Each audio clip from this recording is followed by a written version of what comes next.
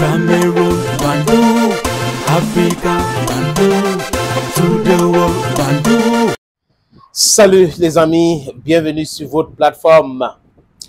Volodymyr Zelensky confond tout. Il prend sa comédie qu'il fait, il met ça dans la politique. Volodymyr Zelensky doit être informé que la Chine n'est pas un partenaire de l'Ukraine. La Chine est un partenaire de la Russie. Volodymyr Zelensky, les amis, accuse la Chine de fournir les armes et les munitions à l'armée russe, de coopérer avec la Russie à ce qui concerne la guerre en Ukraine. Mais Volodymyr Zelensky doit savoir, je ne sais pas si quelque chose ne va pas avec sa tête. L'Ukraine a ses alliés. La Chine ou la Russie a ses alliés. C'est clair, les alliés de la Russie ne sont pas des alliés de l'Ukraine. Et les alliés de la Russie ne peuvent que soutenir la Russie. Ils ne peuvent autre chose. Parce que le monde s'y est divisé. Il y a le pôle de pouvoir, toi tu contrôles, si moi je contrôle ça, si je suis en difficulté, tu dois être avec moi parce qu'à travers ça, on va comprendre comment telle ou telle autre chose est en train de marcher. Mais attendez, Boris Johnson a fait vraiment du mal à ce monsieur et Joe Biden. Parce que quand Joe Biden quitte le pouvoir, il avait commencé à envoyer les signaux que Volodymyr Zelensky devrait comprendre. Il y avait des limites à faire certaines choses.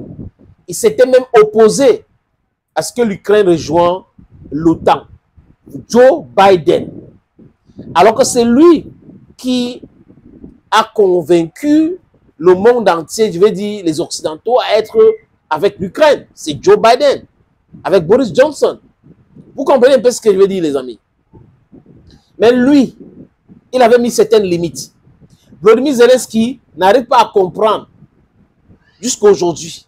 Il est dans un film, comme disent les Congolais, Netina film. Volodymyr Zelensky doit être informé que l'alliance entre la Russie et la Chine, c'est cet élément-là qui a poussé les Américains à comprendre qu'ils ont fait une erreur gravissime, une erreur monumentale. Regardez l'économie chinoise. Regardez la puissance militaire russe, la démographie, les ressources naturelles et la technologie. Zelensky, s'il était un tout petit peu intelligent, devrait savoir que voilà les éléments qui ont poussé M. Biden et aujourd'hui Donald Trump à comprendre que ce n'est pas dans l'intérêt américain de continuer cette guerre. Ils se sont trompés. Dans leur tête, ils se sont dit, ok, on va faire la guerre. Mais avant de faire la guerre, on doit tout faire pour ostraciser la Russie. Mais ils n'ont pas pu faire cela parce que la Russie avait trop d'avance sur eux. Depuis 2014, les Russes avaient compris le plan de l'Occident. Je vais dire 2014 parce que c'est le coup d'État qu'on a parlé. On a parlé de la révolution de Maïdan. C'était un coup d'État. Yanukovych a été enlevé au pouvoir par un coup d'État soutenu par Soros, dont les Américains, Victoria Nuland et les autres. Les Russes, on peut remonter le temps pour dire 2007, où dans la conférence des paix, au sommet des paix à Munich, comme ce que J.D. Vance avait assisté, il a dit ses vérités, Vladimir Poutine avait averti l'OTAN. Vous ne respectez pas vos engagements.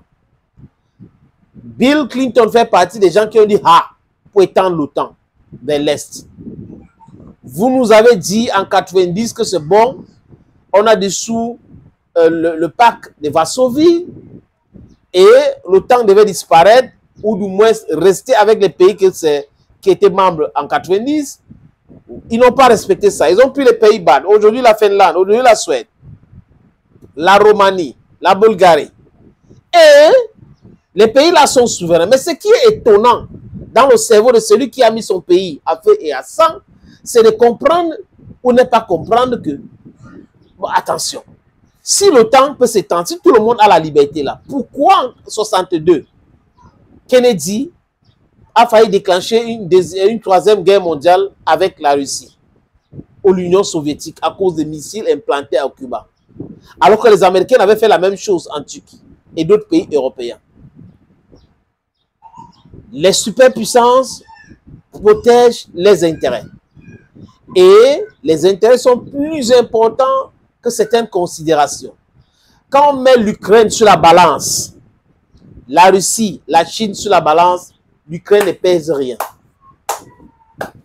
Je pense qu'il est temps à ce que Zelensky essaye de comprendre cela. Son pays ne représente rien quand on parle d'intérêt américain. Absolument rien. La Chine n'a rien à gagner à être amie avec l'Ukraine. Absolument rien. Donc, tant que le monsieur qui est comique à Kiev ne va pas comprendre cela, il va continuer à postillonner. Il va continuer à vociférer. Les analystes africains lui ont dit, négocie maintenant. L'Iran est en train d'envoyer les drones Shahid. L'Iran est en train de faire ceci. Oh, la Corée du Nord a envoyé les hommes. La Corée du Nord a envoyé les hommes. Voilà la Chine qui a envoyé les hommes. Voilà la Chine qui a envoyé les hommes. Et tantôt, la Chine est en train d'envoyer les munitions. La Chine est en train d'envoyer les obus. Il pense qu'il était dans un film. Vladimir Poutine lui avait dit, et aussi aux Occidentaux en passant, que la guerre n'est pas un film. C'était une façon même de répondre à certains médias français, LCI, CNews, BFM, CNN, BBC, Deutsche Welle. La guerre n'est pas un film. C'est la réalité sur le terrain.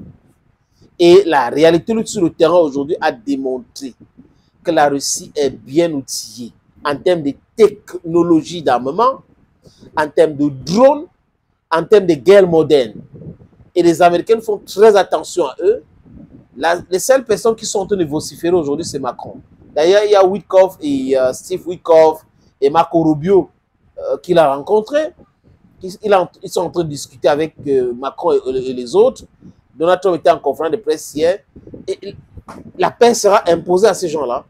Et la paix, c'est la capitulation de l'Ukraine. Il n'y a pas d'autre chose, les amis. Il n'y a pas une demi-mesure.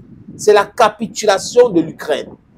Parce que quand on parle de négociations, quand il y a une guerre, les amis, c'est qui est plus fort sur le terrain aujourd'hui, qui est in a vantage position. Et quand on regarde cela, la Russie is in a vantage position. Donc la Russie peut dicter. 41 pays au plus se sont regroupés pour faire chuter l'économie russe, pour détruire la Russie, pour balkaniser la Russie, mais ils se sont auto-détruits. Are you getting the point? Thank you, friends, and bye-bye for now.